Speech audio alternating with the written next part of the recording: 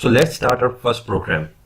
Here, first thing is there, your C++ program should end with .cpp extension. Okay. Now, our first step should be, we'll call preprocessor directive to include header file in our program so that we can use the functions in our program. So hash include iostream, it is a header file, hash include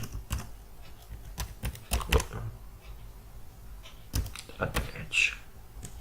So what these two lines indicate, hash include, it means the preprocessor directive is giving instruction to compiler that it should include header file like iostream console input output.h, that is a header file, so that it can include the definition of functions before the actual compilation starts. Okay.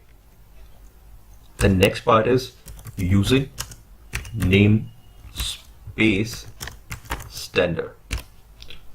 It means there may be more than two to three functions with the same name in the different library. So here, to differentiate these two functions, we are using namespace standard. And one thing is for sure, that you must include one main function into your program, because it is the entry point of your program. The compiler will actually read everything from this main function. Okay, so we'll include that main function here, int main, this scope. So let's print a simple statement, cout. Cout is used for print anything on the screen. It's for output basically. So this symbol is put to operator. That means whatever is on the left side, just put it on the right side.